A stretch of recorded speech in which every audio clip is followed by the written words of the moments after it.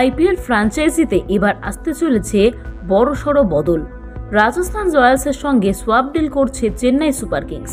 2026-এর আইপিএলের নিলামের আগে এই রদবদল নিয়ে উত্তাল সোশ্যাল মিডিয়া। শোনা যাচ্ছে দুই তারকার মধ্যে এই ডিল হতে পারে।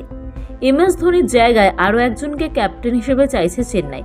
সেই কারণেই সঞ্জু স্যামসনকে রাজস্থান থেকে নিয়ে রবীন্দ্র জাদেজাকে তারা ছেড়ে দিতে চাইছে।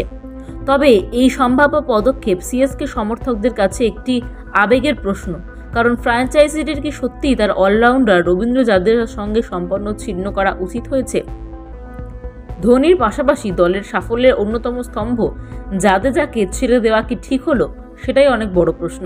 প্রাক্তন ভারতীয় খেলোয়াড় প্রিয়াঙ্কু পাঞ্চাল তার মতামত প্রকাশ করেছেন এবং ফ্র্যাঞ্চাইজিকে তাদের অন্যতম সেরা ম্যাচ বিজয়ীকে ছাড়িয়ে দেওয়া নিয়ে শোক প্রকাশ করেছেন। তিনি জাদেজাকে একজন আইকন হিসেবে বর্ণনা করেছেন, যিনি চেন্নাই সুপার কিংসের প্রতিনিধিত্ব করেন।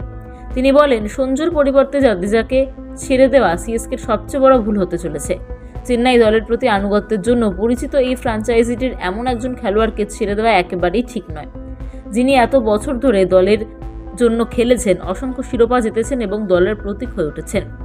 সিএসকের অসংখ্য শিরোপা জয়ে গুরুত্বপূর্ণ ভূমিকা পালনকারী জাদেজা 2022 মরশুমেও দলের নেতৃত্ব দিয়েছিলেন।